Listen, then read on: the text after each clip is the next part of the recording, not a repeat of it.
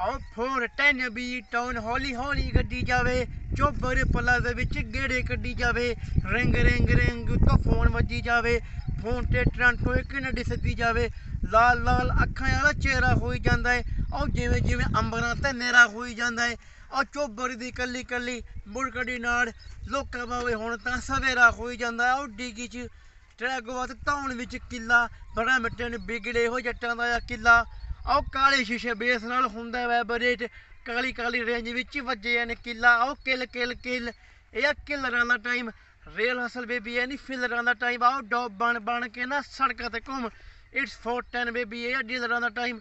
ਆਓ stop sign ਤੇ ਵੀ ਗੱਡੀ ਹੁੰਦੀ ਨਹੀਂ ਸਟਾਪ, ਲੈਂਸ ਪਲੇਟ ਦੇਖ ਲੁੱਕਦੇ ਆਓ। ਆਓ ਪੁੱਲ ਓਵਰ ਕਰਨੇ ਤੇ ਚੱਕਰਾਂ 'ਚ ਪੂਰੇ ਜੱਟ ਨਾਲ ਬਾਲਿਆ ਬੱਸਾਂ ਛੱਡਣੇ। ਆਓ ਭਾਲਦੇ ਆ ਸਾਲੇ ਬੇਡਿੱਗੀ 'ਚ ਕਰੈਕ ਸਟੀਲ ਮੰਗ ਲੋਗਣ ਤੋਂ ਕਰਦੇ ਟਰੈਕ। ਆਓ ਇਹਨਾਂ ਦੀ ਤੇ ਮੇਰੇ ਬਸ ਵੀ ਦਿਨ 'ਚ ਗੈਪ, ਮੈਂ ਈਜ਼ੀ ਮਨੀ ਕਹਿੰਦਾ ਤੇ ਆ ਕਹਿੰਦੇ ਆ ਬਲੈਕ।